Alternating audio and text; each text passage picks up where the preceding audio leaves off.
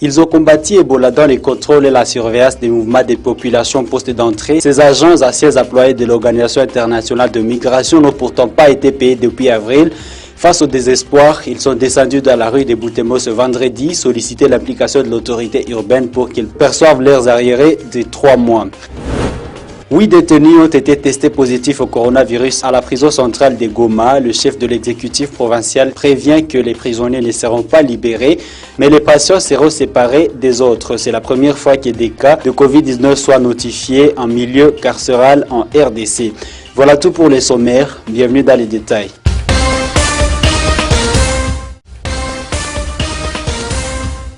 8 cas confirmés de coronavirus ont été enregistrés dans la prison de Munzenze à Goma ces dernières semaines.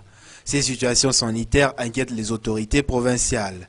Au cours d'un café de presse tenu jeudi dernier à Goma, le gouverneur du Nord Kivu a expliqué que cette montée des cas de Covid-19 dans sa province résulte du relâchement par la population des mesures barrières arrêtées contre la pandémie. Il a parlé notamment des migrations de population entre les deux provinces voisines du Nord et Sud Kivu.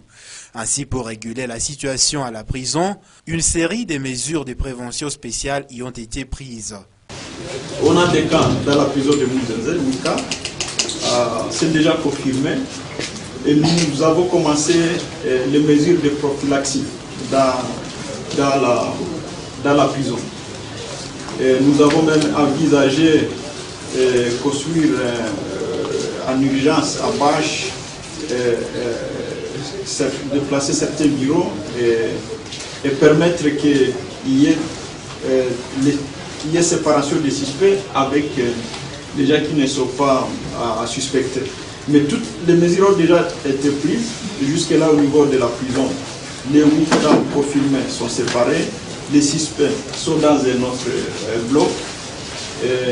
Malgré l'affectation de la prison de Munzenze par cette crise sanitaire, le chef de l'exécutif provincial prévient que les prisonniers ne seront pas libérés, sauf si les chefs de l'État les favorisent d'une mesure de grâce. Évidemment, la prison c'est un endroit sensible. Il y a ceux qui pensent qu'il faut qu'on les libère, mais le gouverneur de province n'est pas une juridiction ni le procureur pour annuler de peine des gens qui sont condamnés. Il y a des gens qui sont condamnés à 20 ans, il y a des gens qui sont condamnés à 5 ans, il y a des gens qui sont condamnés. Donc on ne va pas chercher à substituer le gouverneur au président de la République qui fait gracier, qui permet. Mais aussi notre rôle urgent aujourd'hui, c'est on a discuté avec les corps judiciaires pour voir comment nous allons gérer les entrées. D'abord, on a pratiquement discuté de comment on va les faire. Nous sommes en train de voir comment gérer les sorties. Jusqu'à jeudi soir, 179 cas confirmés étaient notifiés en province du Nord Kivu, ce qui classe la province à la 5e position sur la liste des provinces touchées par la pandémie en RDC. Ces anciens employés de l'Organisation internationale de migration OIM à sigle ont manifesté ce vendredi 10 juillet à Butembo pour réclamer le paiement de leurs arriérés de 3 mois. Il s'agit des agents qui étaient commis au poste de contrôle et de surveillance lors de la 10e épidémie d'Ebola. Alors que l'épidémie est déclarée finie, ils n'ont jusque-là reçu leur salaire d'avril, mai et juin dernier. Ils ont été à la mairie pour solliciter l'implication de l'autorité urbaine pour qu'ils soient remis dans leurs droits. À l'Organisation internationale des migrations, à la division provinciale de la santé et à la MONUSCO. Monsieur le maire, l'ouvrier mérite son salaire et a contribué corps et âme à l'éradication de la 10e épidémie de la maladie à virus Ebola dans la partie est de la RDC, précisément dans les provinces du Sud, Nord Kivu et Ituri. Nous, prestataires, ayant été commis en point d'entrée et en point de sortie à ville de Butembo et en ses environs, pris à charge par Programme national d'hygiène aux frontières, appuyé par l'Organisation internationale des migrations, réclamons le paiement de nos 3 mois d'arriérés de primes, avril, mai et juin 2020. Le plus tôt possible car ayant travaillé dans les conditions difficiles sous l'emprise des menaces de la communauté et groupes armés. Réitérons au maire de la ville, étant donné que c'est vous qui êtes les garants du bien-être dans la ville, son implication immédiate dans le recouvrement afin que nous soyons rétablis dans nos droits. L'autorité urbaine a promis canaliser ses revendications acquises des droits. On nous dit que vous revendiquez des mois de salaire. Et au début du mémo, vous l'avez dit, tout ouvrier mérite son salaire. C'est pour dire que vous revendiquez une cause noble. Le droit s'arrache. Exactement. Si nos confrères qui doivent vous payer ont peut-être oublié, ou peut-être si quelque part leur volonté a été trompée, c'est le moment maintenant qu'ils puissent se rendre compte que vous êtes là aussi et que vous n'avez pas encore eu vos salaires des mois que vous avez décrits ici. Donc on va s'y impliquer, on va voir qui des droits pour que vous puissiez être remis dans vos droits. Pendant la 10e épidémie d'Ebola, l'Organisation internationale de migration était impliquée dans la gestion des mouvements des populations en zones épidémiques. Elle a donc employé ses agents dans le contrôle et la surveillance des trafiquants. Les manifestations qui se déroulent actuellement en RDC pour contester l'entérinement des Rossard Malonda à la tête de la CENI sont inopportunes en cette période où le pays est plongé dans l'urgence sanitaire. C'est ce qu'estime l'analyste politique Billy Saassa. D'après lui, l'implication du parti au pouvoir, l'UDPS, dans l'organisation de ces manifestations, rajoute à la confusion. Quand même, nos amis de l'UDPS qui sont au pouvoir, c'est exactement le grand paradoxe. On devient opposant à gérant le pays. Et je pense que c'est ça la question qui complique le plus. Ils descendent dans des rues, nos amis de l'UNC et quelques autres volontaires, à violant intentionnellement l'ordonnance du président de la République. Donc sur le plan déjà des droits, ça c'est ce que nous appelons la rébellion. Et quand je parle de la rébellion a droit diffère de la rébellion apolitique. Parce qu'en droit, lorsqu'on parle de la rébellion, c'est le fait de poser un acte de désobéissance, un acte contraire à l'encontre d'une autorité qui est légalement, si pas légalement, même légitimement établie.